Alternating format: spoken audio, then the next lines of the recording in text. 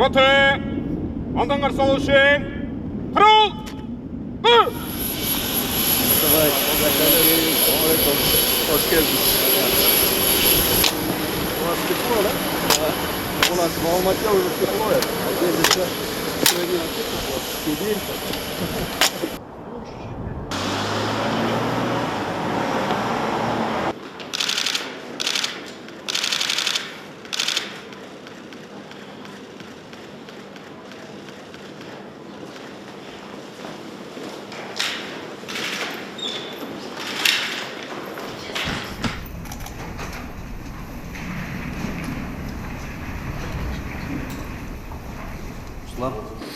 Урматтуу Олжас Абаевич, сиз менен Астана шаарында кайрадан аманчылыкта жүз көрүшүп жатканыма абдан кубанычтамын.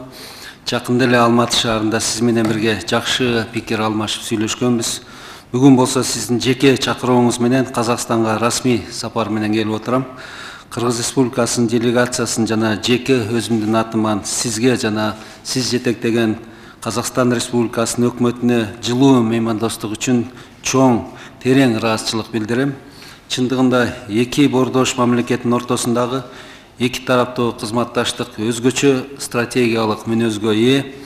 Эзелтен боордош элдерибизди көп кылымдык достук, жакшы коңшулук жана бир туугандык мамилелер, орток маданият, тил, атүгүл каада салттар байланыштырып турат.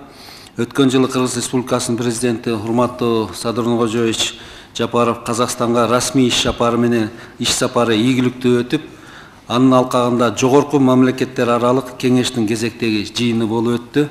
Мындан тышкары эки өлкөнүн парламенттеринин, өкмөттөрүнүн, министрликтеринин жана ведомстволордун жетекчилеринин деңгээлинде иш сапарлар жана жолугушуулар болду. Жыйынтыгында кызматташтыктын бир катар актуалдуу маселелери боюнча макулдашууларга жетишилди. Өз ара соодада жана инвестицияда, маданий жана гуманитардык кызматташтыкта жакшы натыйжалар жетишилди. Кыргыз Республикасы менен Казакстан Республикасынын ортосунда бирлик мамилелерди тереңдетүү жана кеңейтүү жөнүндө келишимге кол коюлду.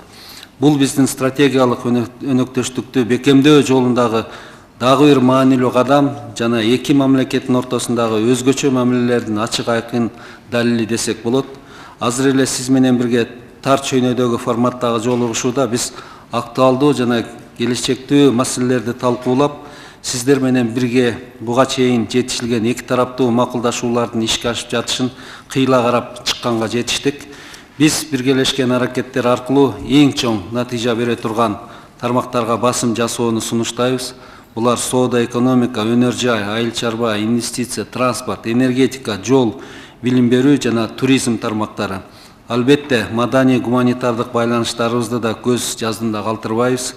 Бул жолугушуу эки тарапты кызыктырган көптөгөн маселелер боюнча пикир алмашууга, эки өлкөнүн кызыкчылыктарына жооп берген жаңы сунуштарды иштеп чыгууга мүмкүндүк берет деп ишеним артам.